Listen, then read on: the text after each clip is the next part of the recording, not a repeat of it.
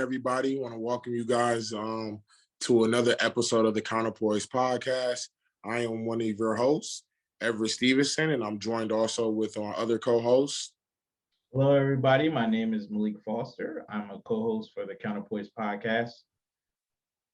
Hello, everybody. And yes, welcome to our Counterpoise podcast. I am the third co-host, Samantha Adams. And today, we are going to be talking about something that everybody's kind of been talking about lately, and that is Joe Biden's report card. He's been in office for about a year now, a little over a year.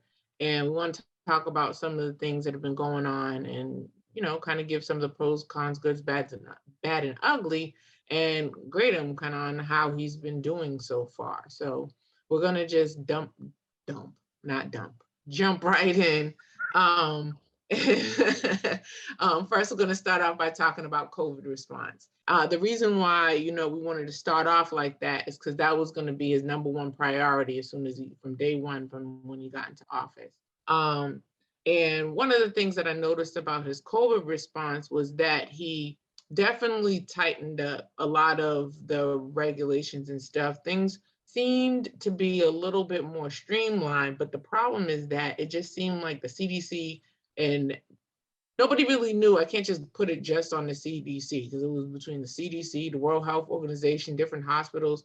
All these medical professionals are just all over the place and nobody really knew what was going on with COVID. So, I know kind of like came out of nowhere and it came kind of fast, so it didn't really give anybody time to brace themselves. Also, too, the fact that some of those rollbacks that Donald Trump had put in place really handicapped the response. So, I know he definitely tried to find ways to keep people safer, but then the variants kept coming out. It was like coming out with new sneakers every month. You know what I mean? Like the variants were jumping out of nowhere. And, I know that medical professionals were having a hard time.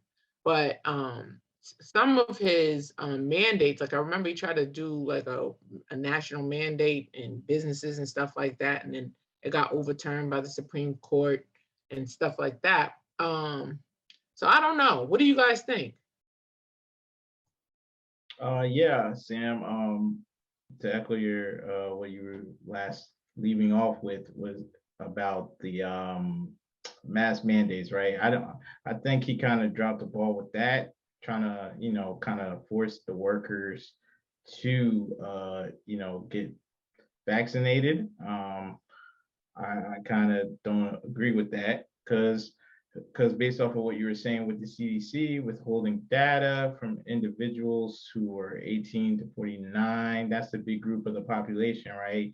Most of the working age people, they're withholding data because due to the fact that it would have created hesitancy with people rushing to get the vaccine. And they were really promoting a lot of cases and a lot of issues, right? Even today, it was announced as this day, March 13th, that former President Barack Obama, he got COVID and he was just thankful that he's vaccinated and he was also boosted, right? And his wife tested negative and stuff. It was just him, right? So I think we're just gonna have to learn to live with COVID, similar to how we live with the flu, right? So we're gonna have to treat it like that. I think that's the approach. But as far as the way Biden handled it, I think he did an okay job until he started to try to force the mandate of being vaccinated. I still think, as far as the mask mandates, that's fine.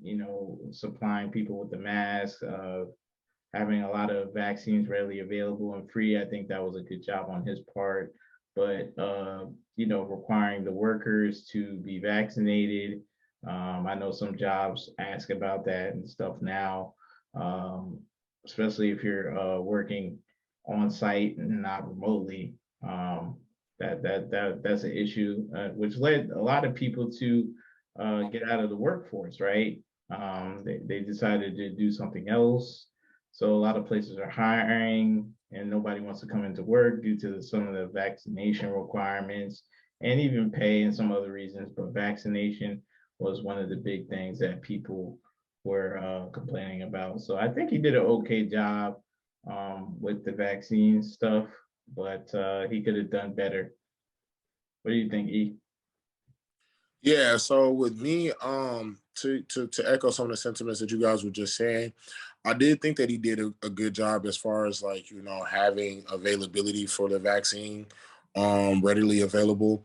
Another thing that I want to commend him on is also being able to get funding and have testing available rapidly for a lot of places. I know it's very easy for people to get tested for COVID, and I know early on when the pandemic first started, that was one of the tougher issues that was had.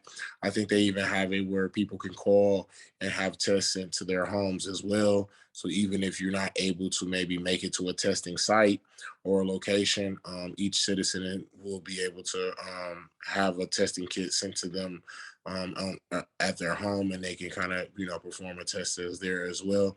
So as far as the availability for testing and things of that nature, I definitely think that that was held in well. I do appreciate the approach of taking a more serious stance in regards to this, and with that being said, what I mean by a serious approach is as far as wanting to put what seemingly seemed like the citizens' health first, and I say seemingly because again, there's a lot of people like on the front lines as far as the nurses and things of that nature who felt as though like they have been definitely overbooked, overworked, and maybe did not necessarily have some of the protections that they need during the beginning of the crisis, and for some time thereafter. um of course, schools, a lot of industries was disrupted with this. So in order for, I think that we didn't necessarily see this thing kind of take the turn where it looked like it went completely bad. But I do agree with you as well. The requirements for the booster and requirements for employers to require the vaccine and the mandate, and the CDC requiring individuals, or I believe requiring organizations that have a certain number of employees to provide vaccination status. That's something I necessarily don't necessarily agree with. I think it kind of goes against kind of some of the principles of what this country was built on, which was again giving people choices and allowing them to make the decisions that they feel are best for them and their own side.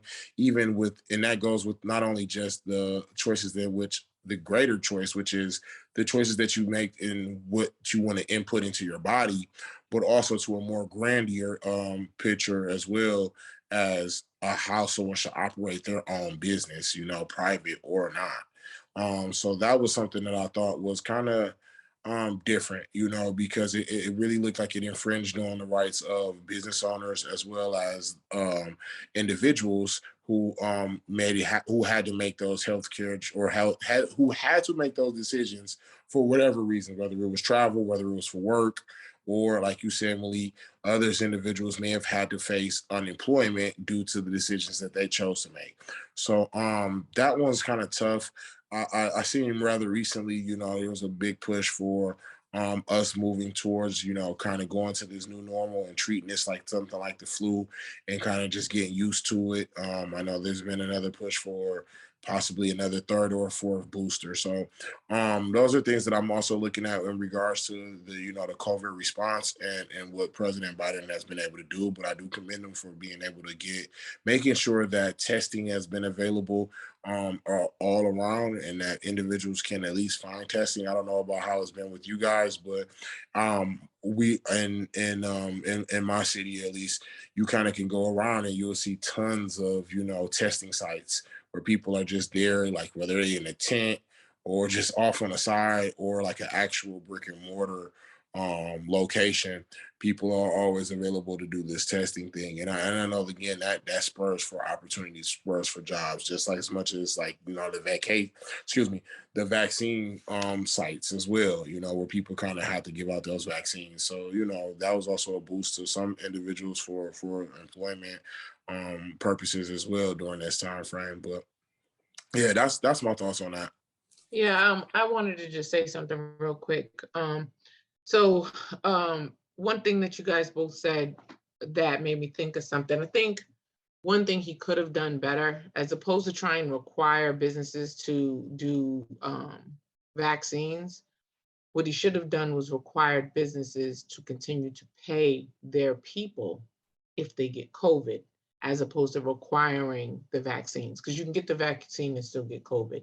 And if people are out of work, some jobs, they'll pay you if you're not there when you have COVID. Some jobs will not, even if it's not a full pay, if it's just a percentage of the pay, you know, it helps to keep the economy stimulated, right? If people are still making money, then they still can spend money, and round we go, as opposed to people not having any money, then they're falling behind on their bills. And then that creates a whole nother problem, especially when you're talking about people who already live check to check, because the COVID clearly doesn't discriminate, right? So I think that that's something that he absolutely could have done that would have made his response better, rather than requiring vaccinations, because vaccinations do not guarantee whether or not you get COVID. They just can assist. Apparently, they allege it assists as to whether or not you can die from COVID. Some people have died even being fully vaccinated and boosted. Some have gotten COVID and the symptoms haven't been anywhere near as bad. So, I mean, I think it's an individual thing, and I do think that he did need to be a little bit more careful when trying to regulate that. Another thing that I think, like I didn't mind the mask mandate. I do think that some of these places definitely should still focus on that 6 feet thing, that 6 feet apart, because it irks my soul when I'm standing in line and somebody is on my neck. You know what I mean? Like standing right behind me, kind of just too close. Before COVID, I already don't want, like, I don't like people being too close to me. So, you know, when after that, like you can go get something to eat. Next thing you know, you're standing in line and the person behind you is right here at the airport, right there on your back. Like, my God, bro, please take a step back or a couple steps. Like, you're just too close. And so those are some of the things that, and it's almost always somebody who doesn't have on a mask that wants to stand all up on you. You know what I'm saying? And so um, I just think that those are some of the things he could have done better. But overall, I think the response was a little better than what we had going on, because it was very disorganized before. I mean, it was very disorganized. Right. So, Yeah, I was just agreeing with you. Like, yeah, it was pretty disorganized before, which I think was understandable why it was that way. Could have been to a better. certain degree, it didn't have to be that disorganized, though. Yeah, yeah, I agree. But I want us to kind of segue into the taxes portion. He has made a little changes there under the what's it, the Coronavirus Relief Act, I believe it is.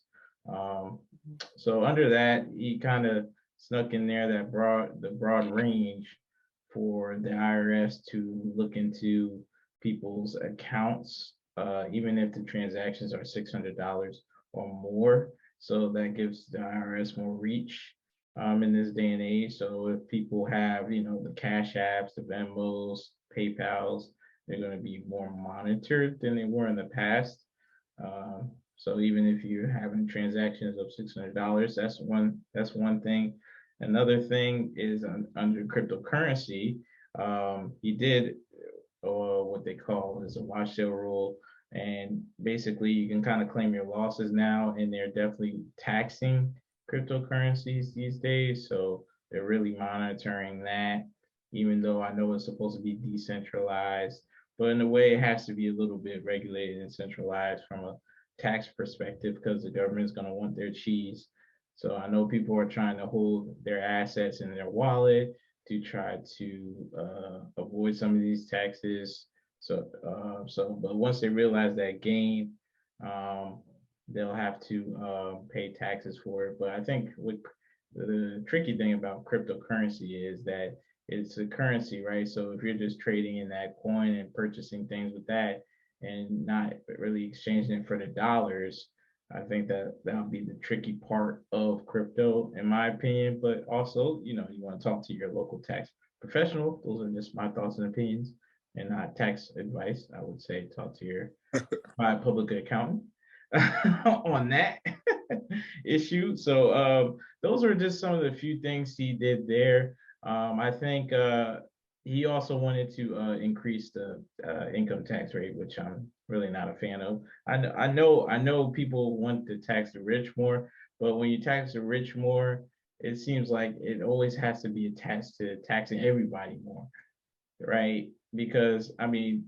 they're the 1% for a reason, right? It's only 1% of them, and there's multiple people making average income that they want to get that tax money from on a consistent basis as well. Because the rich people, there's always they can hire people to help them avoid the taxes legally, right? There's definitely different ways and options for them to do that, right? To take advantage of the tax rules in their favor. But when you're just making an average salary, 50,000 a year, let's say, you don't have those type of advantages, and you can't take those type of deductions unless you have those major assets and other things like that. But once again, I'm not a CPA, certified public accountant, and you should take your advice from that person there. So I just wanted to kind of go over that, but just my last thoughts here is that I think he's done an okay job with taxes, but increasing them, I'm not a really big fan of the broad reach that rule. I mean, him wanting to tax the rich, I'm okay with that. They can pay more taxes, that's fine. But I'm not okay with that broad range of $600. Not cool with that. How he snuck that in there. And like it's like, hey, coroner's relief, and then you're like, what? The IRS is going to be searching more, huh? What happened? So that kind of came out of shock as a shocker to some. So, what are your guys' thoughts on the little tax? Yeah, let me get in that real quick too. Yeah, Because one of the things that I was gonna say on that was the fact that I felt like, twofold, like, and it, like you said, there's not no tax advice or anything like that. But when we talk about, apps like the Cash apps, taps like, Robinhood and other things like that, they have a requirement for, like most banks do, which is like a know your customer KYC, and that requires, companies to have certain information on file for individuals so that they can tell, exactly what type of transactions that they were having, that were occurring, and then also that they could kind of like have a balance as to, those payments, as to, like you said, what's going in and what's going out. Good thing is for those who may have lost on, Dodge and other little coins or meme coins and things of that nature, they can write those off. But at the same time, you have opportunities for other individuals to use, other exchanges that maybe don't have those type of requirements as well, if they want to kind of have that more traditional type of crypto effect. But I also wanted to say though, one of the things that we heard within the State of the Union speech was that the president had proposed to not, increase the income tax for individuals who are making less than $400,000. And so that was something that I thought was kind of major because, again, that amount to most people that I know, it is a significant amount that may cover, a lot of the individuals that I know as well. Um, and that's something that I feel like, definitely would, it sounds good on the surface because, again, it seems like, hey, originally it's like, okay, cool, no more paying, we don't have to worry about us getting taxed more. But it kind of has, like you said, but what's that down fact, right? What's the downsides of that? Of course we see now inflation and everything that's going on with that.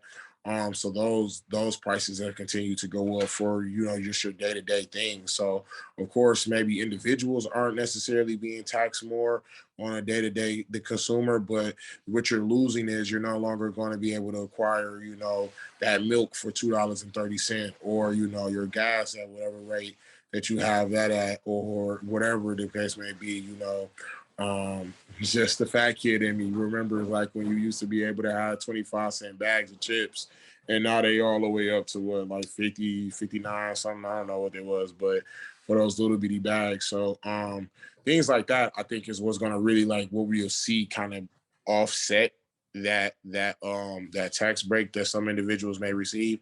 And then again, like you said, though, some of the most astute businessmen don't pay taxes, and they're able to find ways to kind of, avoid those loopholes and to continue to allow themselves to, get rich, so that, like you said, again, the majority of the people are having to pay taxes because they just aren't able to have the mechanisms in place in order for them to have to receive tax breaks or tax havens on the maybe the income that they earn.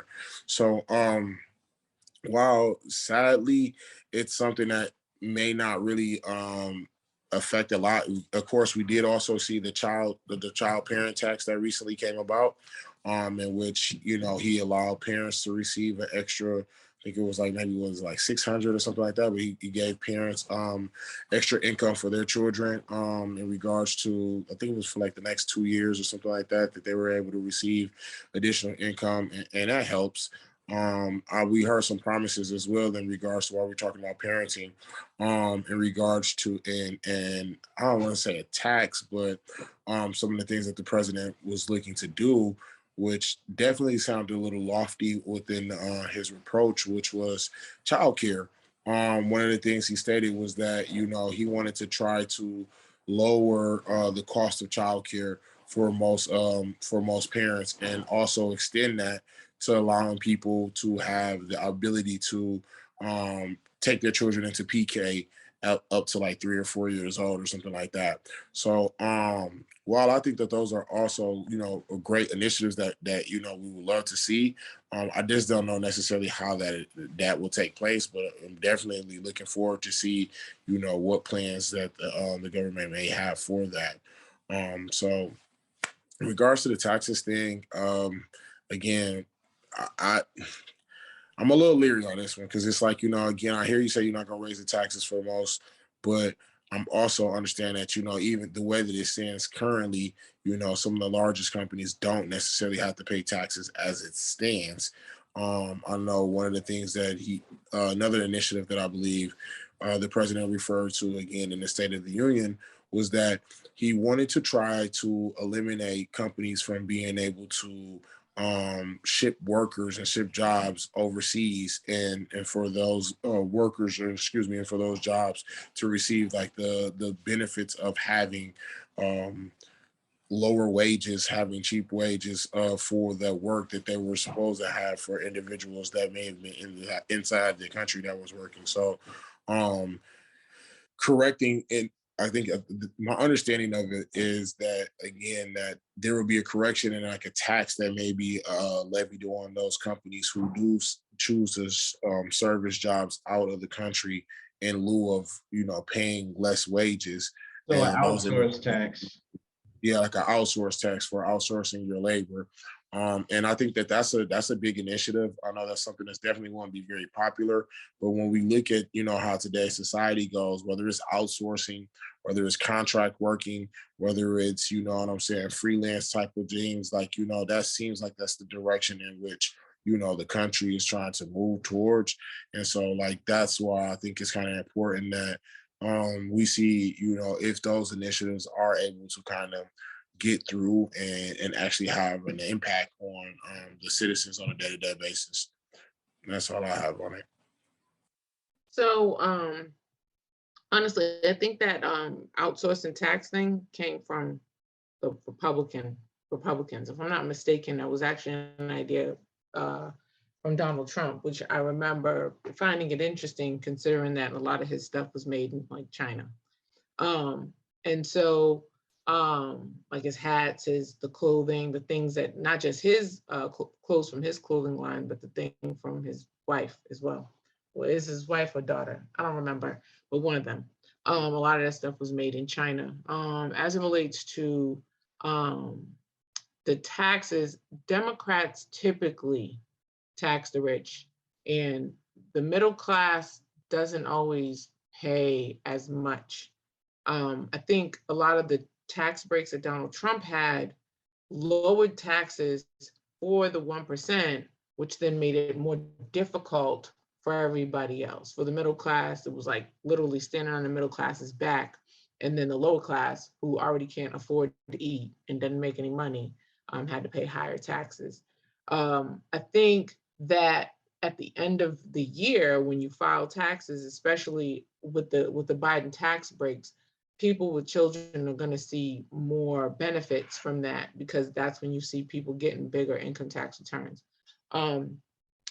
One thing I would like to see, I would like to see some president at some point do something for single people, right? Because it's not to say that they shouldn't give certain tax breaks and things like that for children, but single people never get a tax break. Like there are write-offs and things like that that you have, but just because somebody doesn't have children for whatever reason, there's it's almost like there's no benefit to being single when you're talking about taxes.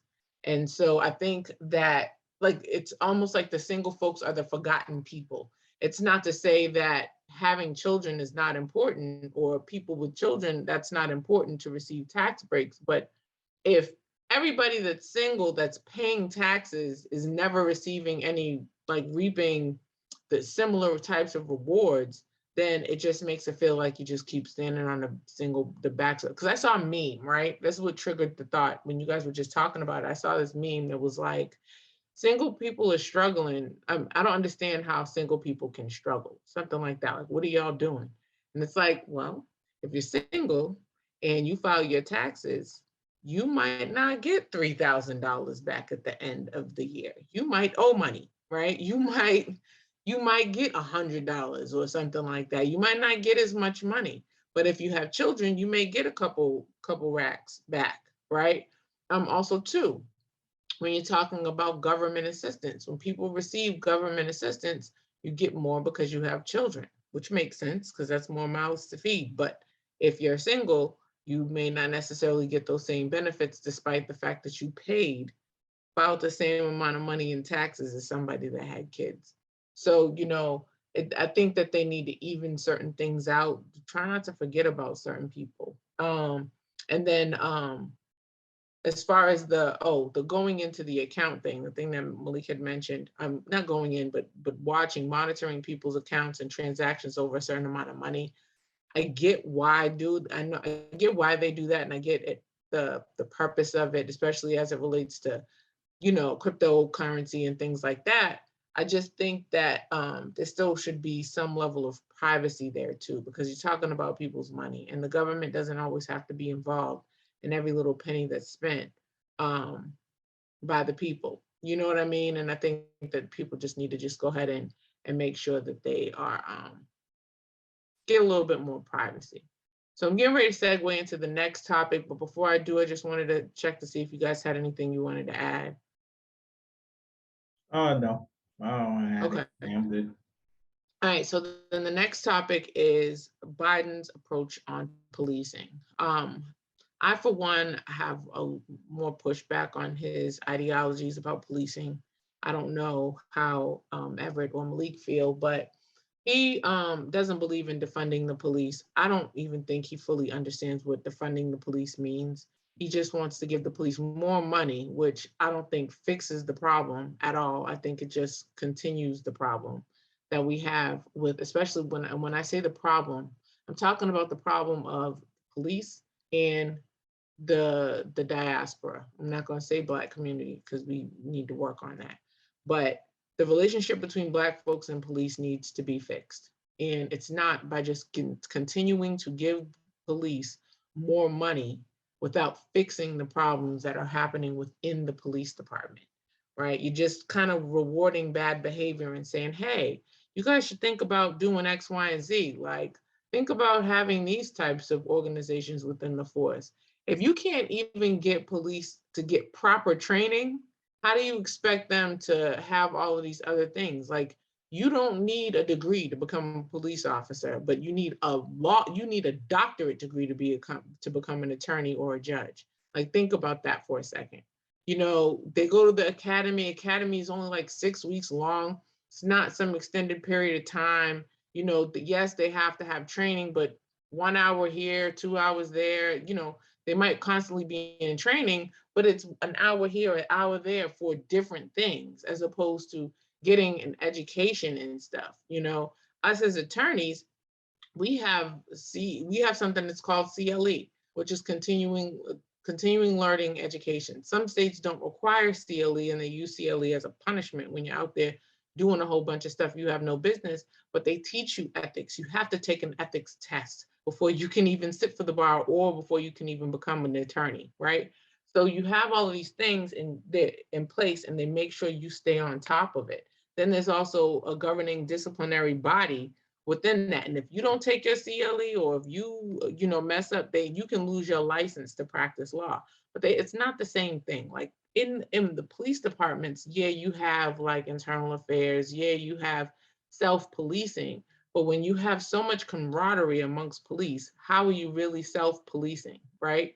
You have to have something that's going to be a little bit more stringent reasons for them to want to hold each other more accountable. And when I say this, don't get me wrong, I'm not trying to say this is true for all police or all police departments, but it definitely is something that needs to take place within police departments in general in order for us to have a better relationship with them. And also to an open ear, right? Listen to the community and the people that are surrounding you, because everybody's needs are going to be different, right? If you're in a community that is predominantly Black, those needs are going to be way different than if you are in an area that is predominantly white in a higher class, right? So I think some of those things are important. Well, they're very important, and I think that it's important for us to make sure that we pay attention to those things, guys. Yeah, and so for me, I definitely think that the president, I understand, like, you can't just come in here and just completely rebuild, the justice system as one man. So I understand. I kind of can see where he's going as far as saying, hey, we don't want to defund the police. In fact, I want to give them more funding so that they can get better training, I believe was one of the quotes that he had said, and access to more information. But to me, I think one of the things that would really help is the accountability for when there's like situations of such as over policing in communities, and situations in which there are abuse of power, and seeing individuals and making a commitment, maybe a task force or something like that, that looks to go after certain departments if they fail to provide adequate training by letter for their cadets and their officers, as well as something like again, accountability, so that if there is wrongful deaths and things of that nature, that individuals who have some of the least resources aren't feeling as though they're going to be left out and not heard, because that's one of the biggest gripes that I think that we have within our community, is that people feel like a lot of times that they don't have a voice. They feel as though that that no one cares, and a lot of times that's reflected by the way that you see how you're treated by individuals who are supposed to uphold and protect the stereotypes that come along with that. So I definitely would like to see more of an effort kind of concentrated on those aspects of those elements, as far as, again, holding, having accountability for the actions taken, especially when individuals are taking lives, and also maybe to try to see if they can address the disproportionate rates in which individuals are being minorities rather are being locked up, and so that we could eventually change some of that dynamic and the perception of our relationship. Yeah, I think you guys both made good points about the Biden's policing policies here. Saying you're going to fund the police, even if it's for training, I think that's a big trick bag, because I mean, I don't think the training is the issue here. I don't think there's bad training policies that's directing these officers specifically to mistreat minorities, abuse minorities, over police minorities, and to commit these crimes and atrocities against minorities, or mistakes, right? Or a pattern of mistakes, right? Habitual patterns, right? So clearly it's intentional once you keep seeing it all across the board, all across the country, every state. So it's something deeper than that, like like they had an investigation, FBI did an investigation. They said a lot of white supremacists infiltrated the police system and justice system, right? So that's one factor right there. And funding them, giving them more money to put into place more weapons, more policing, more training of officers, whether they're going to change their policies across the board, across the country, that's another issue. So giving them more funding, I don't think is the appropriate way to handle it. I think focusing on the punishments for their wrongful actions of these officers and making that more the norm will be the biggest deterrent that you can have for these incidents to stop happening, especially against Black Americans here in this country and other minorities and stuff like that. I think that's the number one thing. I know Sam is big into the immunity, getting rid of that. I know you're big into that, so that's an option as well. Well, not just getting rid of qualified immunity, but definitely narrowing the scope, right? Because it's totally a purpose for qualified immunity. The purpose for qualified immunity is to help police officers be able to do their job, right?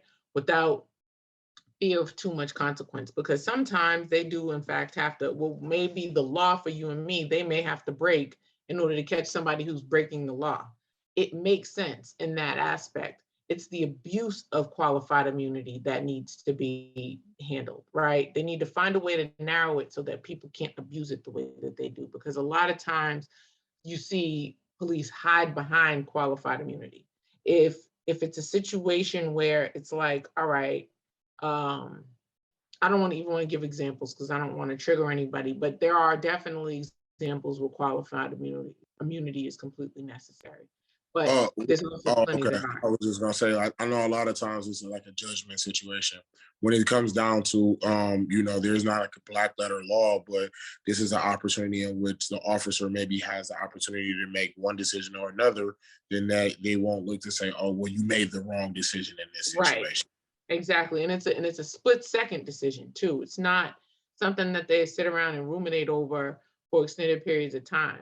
But qualified immunity, narrowing the scope of that, definitely. I mean, honestly, if it was Sam's world, the entire justice system would be overhauled. There would be a separate place for people that have mental health problems to go to. There would be a separate type of police that would handle mental health problems, and they would have a separate type of court. So that way you could handle mental health problems with not just rehabilitation, but it would just have to make sense, because so often you come across people that have mental health issues that have committed crimes, but they do not understand the gravity of what they've done. They don't understand that they have in fact broken the law. They don't get it. And so what happens is, if they're not getting the assistance and the help that they need, they'll get treated for like 2 minutes while they're in jail. And then as soon as they get out, a lot of them are homeless. And then a lot of times when they get out, they turn around, come right back to jail. Why? Because they just got finished breaking the law again, right? You can have somebody criminally trespassing on a property because they're homeless. They just want to go in there and stay warm, but they're not supposed to be there. They're told to leave. They leave, they come back. Or they say, okay, I'll leave, and then they don't leave. And then the police arrest them, they sit in jail for however long, and then they turn around, come right back when they get out of jail. So then where are they going? Right back to jail. That could be a homeless issue. That could be a mental health issue. There's, a lot of things that need to be fixed with our system, because the cycle in which everything is going, it's not working, right? It's literally just a cycle of foolishness. To an extent, right? You do have some places where they have assistance for people, but they don't have it everywhere. And I do believe that some of these officers need to have some sort of a degree in some type of social work, so that they know how to at least be able to identify when somebody's in the middle of a mental health crisis versus them just being, Just one second, guys. Yeah. mhm, Yeah, versus maybe them just some conflict resolutions, exactly. some type of training like that. I mean, I'm for training, but I feel like when you're giving them more funding for training, I'm more into like, okay, the funding that they do have, is allocated to training, or this funding is only allocated to training, it's not allocated to anything else. I think it has to be more niche and more narrowed down, and instead of just like fund the police, like how he just said that statement. And but I know Right. you explained this for training, but the fear is it's going to go towards other stuff, not actually what it's supposed to do. Because Right. I mean, funding the police, how is that going to really solve anything? But if you focus on the laws, like you said, Sam, like even for example, the knock and announce rule, like if you kind of tweak that a bit, that could have avoided one of the recent killings of a black person in their home, right? Um, and they had the wrong house. If that knock and announce rule That happens a lot. was implemented in a certain way, then that possibly could have been avoided, right? So things like that are probably different things, different approaches that Biden and his camp could, you know, uh, campaign for, right, and to propose to Congress, right? So that's something that he can do. But as far as what I think about how he's doing on the policing stuff, I think he's doing bad. Um, I agree. Terrible. Um, I totally no, agree. I no, also nobody, black, white, Hispanic, Asian, nobody wants to hear fund the police more. That's just right. where it is. Here's my thing, not without a good reason. Like I think that police should get paid more, but I also think that they should have more education. And rather than just, I mean, yes, you should have the continued training, but I think they also should have more education, and they need to have like annual psychological examinations, because the amount of things that police see on a day-to-day basis completely opens them, I mean, avails them to things like PTSD. And they should definitely make sure that they're being seen on a regular basis, because policing is a hard job. Like nobody's gonna sit here, none of us are gonna sit here and say like, you know, that's an easy job, da da da da da. No, people, they go out and they put their life on the line every day for $35,000 a year, and gas is at $5 a gallon almost. You know what I'm saying? And so it's like, you know, there has to be a healthy balance, and just funding more police as opposed to finding a way to lower gas costs is not really gonna do it. You know what I mean? Um, and also too, I think, you know, just to segue into the next topic, which is a Counterpoise fan favorite, student debt, right? Student debt, we often talk about student debt because it affects us. We went to law school, and it affects us in a way where it's not about the kind of degree that we have. It's about the fact that we would owe money because we went to school, right? And we took out some loans. Everybody doesn't have that. Some people were blessed to be able to pay for school out of pocket, get scholarships, things like that. And so when they graduated debt free. But a lot of us have debt as it relates to that. And student loan debt is crippling. Imagine going to school, spending all this time, blood, sweat, tears. You put in all this money, and then you get out, and then you can't afford to live because your student loan debt costs more than your rent, right? So, or more than a mortgage, which is how it is for a lot of people. A lot of people don't recognize that, but it is, especially people that have a higher learning degree. And I know that they were talking about the amount of money that they were going to cancel. First, they were talking about canceling $10,000 worth of debt for everybody. Then they were like, nah, we're not going to do that.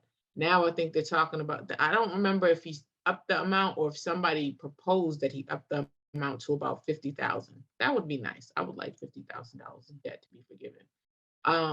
But I think that they also need to find other ways for people to get their debt forgiven, because or find a way to regulate these schools so that their tuition isn't so high, right? I know that they've done some other things, but I think that they can do more, because you know it's people are literally going to school and graduating and having to go back to live at home because they can't afford to live on their own because of student loan debt. Right. I know they did. I know that the Biden administration did kind of change some of the loopholes in the policy for public workers or government workers. If they work 10 years or more, they'll be able to have their debt absolved and removed and pay, like, go balance to zero. So I know he closed that and made sure it's working appropriately because it wasn't working appropriately before. So I give him a thumbs up for that. But as far as what he said he was going to do and what people have been pressuring and wanting and demanding and requesting of the Biden administration to do, which is cancel the debt, like you said, he hasn't really done anything about that. Of course, they've delayed the payments because of the coronavirus situation and the state of the economy. However, I mean, he should cancel it, especially at least a portion of it. I know he doesn't really want to. I think he should cancel a portion of it at least. I mean, of course, I would want him to cancel all of it, just like Bernie Sanders always says, like, just cancel all of it because I know we're gonna get into foreign policy soon, but if you're able to give Ukraine 13 plus $billion, you should be able to help and aid in, the student debt crisis here for American citizens because we're going through our own crisis here. It's not a war crisis, but it's a financial war crisis here with inflation and other things like that. So you definitely want to take care of home too. So that's what I wanted to say. Yeah, no, I agree. I agree with that. And again, this is one that's near and dear to my heart. So it's definitely something that I definitely have a good opinion on. And to the point that you make, you're absolutely correct. And even as a way to kind of segue into that, as I'll do so eloquently, and saying that we could, one of the things that I've heard someone kind of explain, like one of the things that could happen that will be able to allow individuals to, receive, education at a more affordable rate or, discounted or free education is if there were a cap on maybe the citizens that are able to that are able, or not citizens, but that are of the immigration policy that limits the individuals who are able to become citizens or able to come into this country, then that would also kind of go down on the individuals who may be attending those higher education schools. And so then that cost can essentially go down. And I'm not saying that that's a major factor that, the reason the cost of schooling is so high is just because there's so many immigrants that come into this country. Not at all. But what I'm trying to say is that if we can curtail some of the aid that we may be having to do to send over to other countries for those purposes, to send over, whether it's military aid, funding, cash, things of that nature that we may be providing other countries in support, and actually try to help the individuals who are in this country looking to build it up, looking to try to get a piece of the American dream, and look to help others continue to live out their American dream collectively here. I think that you will want to try to put a priority on those individuals and making sure that they're able to receive the type of education and funding that they need. And I don't know, I kind of sometimes think that this is an issue that falls on deaf ears because it's like the individuals who are in place and in power, they are able to afford education. They are able to, get to the schools that they need to and get things, as we've seen recently with the scandal where we have people paying, upwards of hundreds of thousands, if not millions of dollars in order for them to kind of get their children in the school of choice that they want. So, tuition and cost of tuition isn't anything that's kind of affecting individuals within those communities. And granted, that's again a small sector of well, we seemingly like to think that it's a small sector, but it's clearly a lot. We saw again that was all like in just like that one south. It was like south.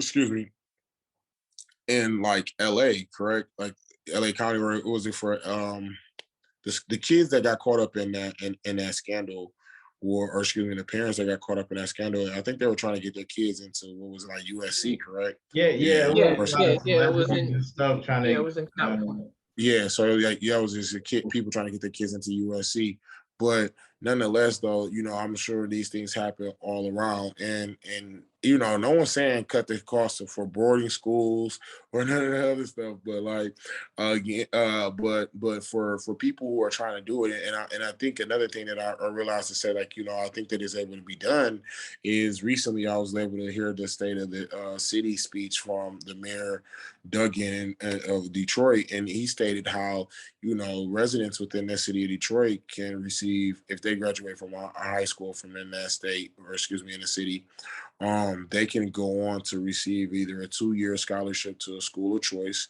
or if they have a 3.0 and a qualifying SAT score, they can receive a 4-year scholarship to attend a school, just from being a resident and graduating from a DPS school. So I do know that if it's a priority for the country, or excuse me, for our politicians to kind of work on those things, we could try to find ways and to make education affordable, and more importantly, affordable to the people who need it the most. Like, I mean, of course, a lot of people feel like they want education, and nowadays, we see a lot of individuals are looking to kind of move away from traditional education, and going into fields and areas in which there is no requirement for a traditional education. So um it's a big toss up to see, what I'm saying, what's going to go on with that moving forward, and to see how things go. But I also feel like I was saying earlier to start this conversation, how if we can work on, again, the foreign aid that we provide and assistance that we provide, and it kind of help individuals that's within our own country to be able to feel like they are receiving the type of benefits and aid that they need, then that would be great. Yeah, I agree. I agree with that. I agree too. Yeah, as in, when that's a sec, blah, blah, blah. I keep getting tongue tied today, guys.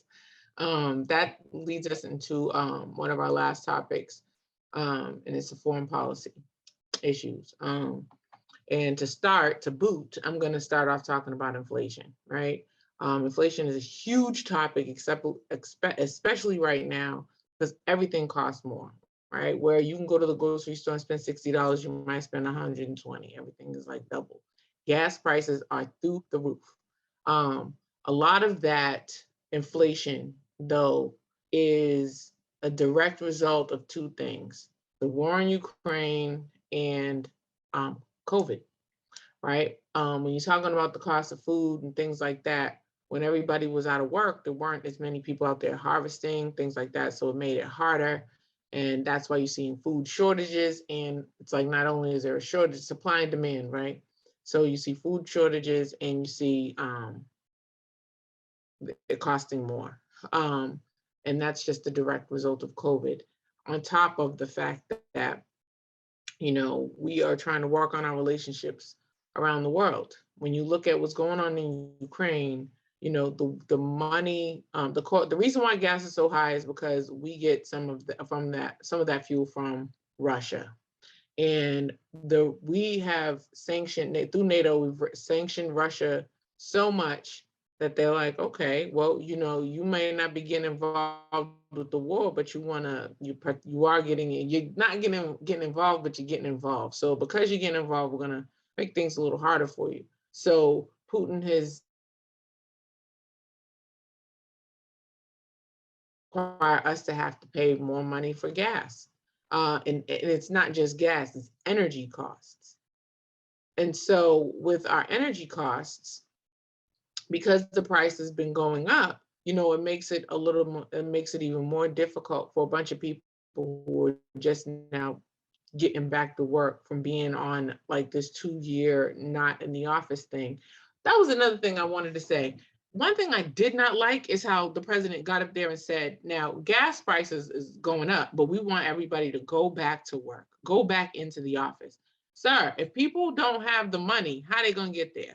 That right there was something that I really didn't like. You're not making it easier for us to get there. It's become more difficult, and in part that's also due to our issues with other countries. because, you know, there's certain countries that's not even taking the president's call. And that right there is a problem. And so inflation is a huge, huge deal right now. Everybody ain't got it. You know, there's a bunch of people doing that PPP loan stuff. Now that money done ran out and the police are looking for them. And you know what I'm saying? So now they got bigger fish to fry, but now people can't afford stuff. And that just creates a whole cycle of a whole lot of other stuff. And I think that the president isn't doing a good job as far as that's concerned. Guys? Yeah, so as far as the foreign policy goes, Biden,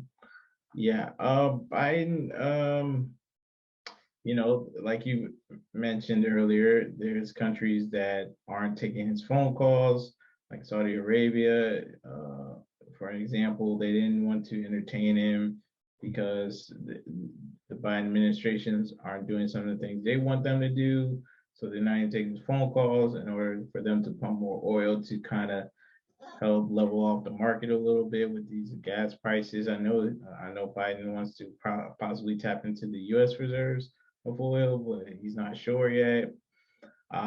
So he's weighing that decision, as well as the whole situation in Ukraine. I'm not sure if he's handling that the best. I know he's giving them sanctions. He has the whole world really shaming Russia for what they're doing over there. You know, so I'm not sure. I'm not sure that him giving aid to Ukraine in terms of money, while the American citizens are still struggling, there's inflation and there's a lot of issues going on. How that's going to play with the American public, right? Seeing as how the situation is with the gas prices, right? Like you mentioned before, the student debt crisis that we're facing, the minimum wage crisis, whether we're going to raise it or keep it the same federally. And I know some states have raised their minimum wage, but will the federal minimum wage go up? So those are some things for him to consider as well. Yeah, so far his foreign policy has been, I think, mediocre or bad at best. When you have other countries not returning your phone calls, I know he's defending NATO and standing up for NATO. I think that's good. But as far as he's handling the situation, I'm not sure if everything would go down the way it's been going down if we had a different president, right? If we had a little better leadership, right? Would they be not taking his call? So that's not a good look. He doesn't look strong, even if there's nothing he can really do about it. It's not good optics, in my humble opinion, on it. And that's my final thoughts on the foreign policy with Biden. Ever, you got anything? Yeah, no, I kind of, went into that a little bit earlier and referencing, how I think, what the foreign policy for me would be something in which we kind of need to like limit. And I don't want to sound like a Trump fan or anything like that, but again, limit the individuals that you're allowing into the country so that we can make sure that we kind of address some of the issues that we do currently have going on. One of the statistics that I read stated that like the president had made a budget for like 125,000 refugees to come to this country, and that stating that again that or immigrants, if you will, stating again that that number had rose significantly from President Trump, or what Donald Trump had offered, which was around like 15,000. I think that he was offering. In fact, I think when we talked about when the U.S. put out Afghan, there was like 76,000, immigrants or refugees, however you want to label them, that were able to come to this country at that moment. And so now here we are in another situation, and this isn't even a war of ours, where we're having a conversation as to, will the U.S. open their doors to Ukrainians? So that's something that I'm kind of keeping a closer eye on to see is like exactly how he handles that, how the U.S. continues to employ their hegemony over the rest of the countries that's out here, and to see, like, if the president continues to, show that show of force to allow individuals to know that, one, he is here, that he is still the president of the, as we say, the free world. And with that comes a level of respect that should be demanded from all nations. So that's what I wanted to go with. But what I wanted to jump into though next was the motivational minute of the day, and this is a quote from me. so Hold on for a uh, second, E. Before you do that, there's two other things I wanted to just touch on real quick, and then you can go ahead and do that. One thing that I wanted to also mention is that Joe Biden has nominated the first Black woman to the United States Supreme Court, right? And I think that's important. We did a whole segment on that, so we don't want to get too heavily into details about that. But I do think that it is important, especially for, because representation matters. And the woman that he has nominated, her name is I want to say it right, Katanji, I believe, Brown Jackson. She's a justice, and she's to replace Justice Stephen Breyer when he retires. So I wanted to make sure I mentioned that really quickly, because I do think that that's important, because it goes to what my grade is for him. And then another thing is, under his administration, he finally was able to get the anti-lynching bill passed. They've been trying to pass that anti-lynching bill for 200 years, and it finally passed. I know that there's people out there that don't believe lynching still happens. It does. It never stopped, and all it's done is evolve. And so it's really important that they made lynching a federal crime within the United States. So those are two things that I wanted to make sure I just threw out there quickly, so that people are aware, number one, that that's what's going on, and number two, those things did happen on Joe Biden's watch. Correct. Guys, And again, that is major as far as on the anti-lynching thing, just because of like the historical ties in which it has within the country. I think, like, again, the term picnic was kind of derived around, you know, again, having a background in which people will come around, eat, and watch, other barbecue individuals too. be lynched. Um, Barbecue too. I'm sorry. The word barbecue too. And barbecue as well.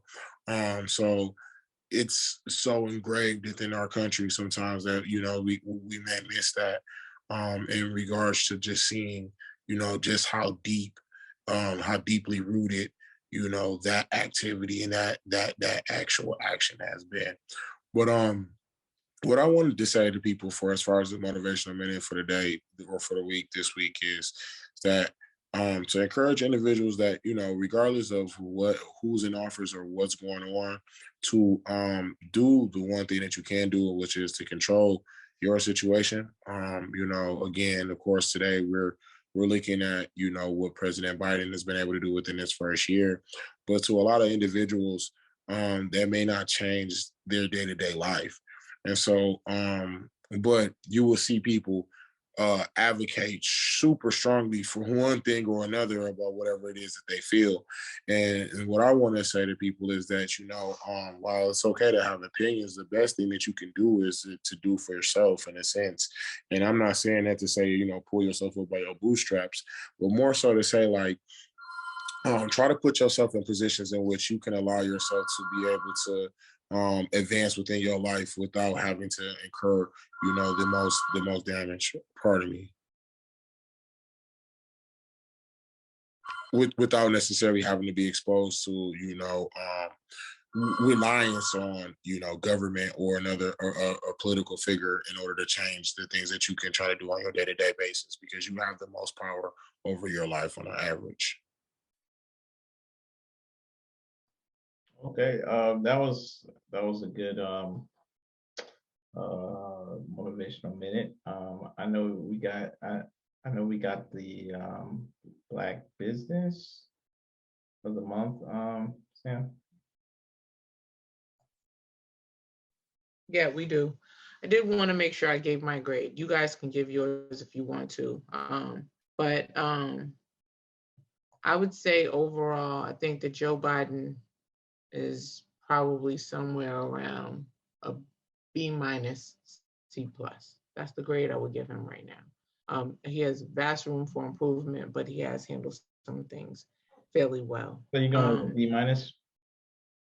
Yeah, B minus. Definitely not an A, right?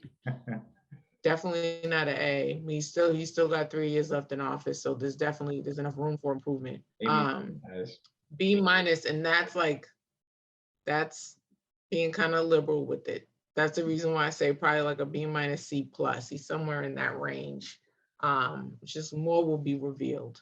So that's the grade I would give him. I'm pretty sure E and Malik have their own ideas, but I do want to talk about the Black business right quick, and I'll let them go ahead and tell you what they think. So the Black business of the month is observermay. Is it com? I don't think it's .com. It's observermay. It's a clothing line, right? It's a Black-owned business run by actually one of our old law school professors. I don't know if it's woman-owned for Women's Month, and it's Black-owned because, we always try to advocate for Black businesses around here, the Counterpoise podcast. But it is called Observermay. It has a different way of spelling. But it's an athletic clothing line. It's good for running. Clothes are very breathable, things like that. And it's observermay.net. Sorry about that, guys. I wanted to make sure I had it right. www.observermay.net. So you guys make sure y'all tap in, check it out. It's got all kinds of clothes, running pants, jackets, hoodies, stuff like that. So you guys make sure you check them out. I'm going to get into the Black book of the month also, which is Black Labor, White Wealth, The Search for Power and Economic Justice. And it's written by Dr. Claude Anderson. So you guys make sure you guys check that out too, because like I said, it talks about the search for power and economic justice for Black folks. So you guys make sure y'all check that out too. So I don't know if you guys want to go ahead and give a grade and close this out, but that's what I got. Sure, I'll go ahead and go real quickly. I was going C to C plus, and all bias included. Is because of the KBG election that I think is kind of dope. Just for him to take that stance, knowing that it would be publicly scrutinized. But for him to say, this is who I feel like I want to stand on and stand beside when I make this nomination.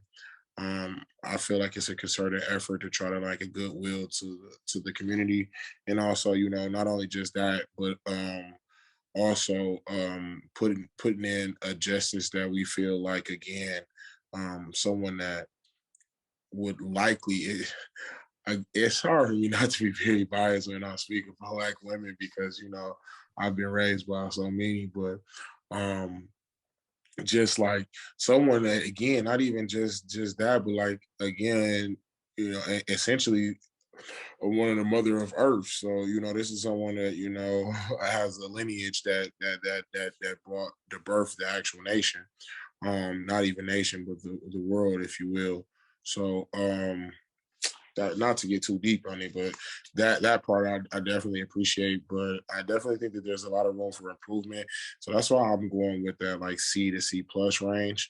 Of course, again, looking at some of the things that Biden offered in regards to, again, offering free testing to individuals in this time frame where a lot of things require testing, from travel to employment to all types of sorts of things that people need to get tested for just to know their own status. So allowing people to get access to that and getting those tests out, setting up a pipeline in which people can go within their communities to try to get tested. I definitely think that he handled that situation well, considering how a while back ago that was one of the bigger issues, that there weren't enough tests available. I don't necessarily know if this COVID situation was handled the best, like you said, because it just doesn't always make the most sense.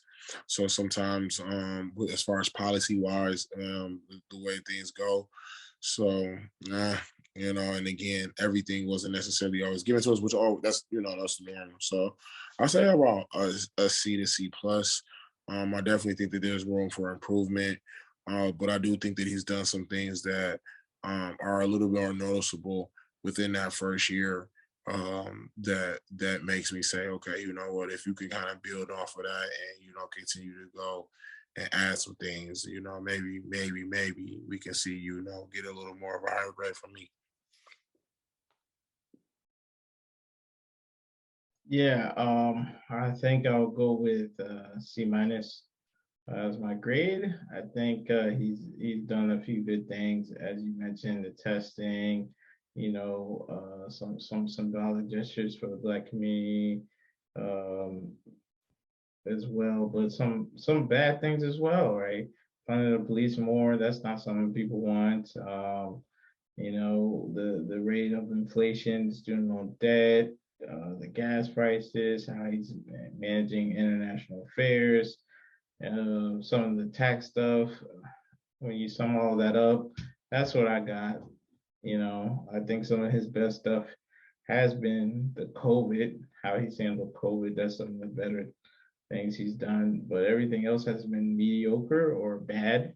So that's where I lean a little bit below average. I didn't want to give him too low, like D. Like say if you elected like a white guy, nominated a white guy for Supreme Court, that probably would have dragged it to a D plus or something. But for me, it's C minus. But I want to close us out here. Thank you guys for joining us. I know it was a long show. Thank you guys for whoever stayed towards the end, because I know this was a long video. You catch us every Saturday. We upload this at 1 o'clock.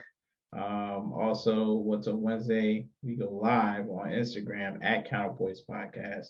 You can catch us there. We go live every Wednesday, 8:30 Eastern Standard Time.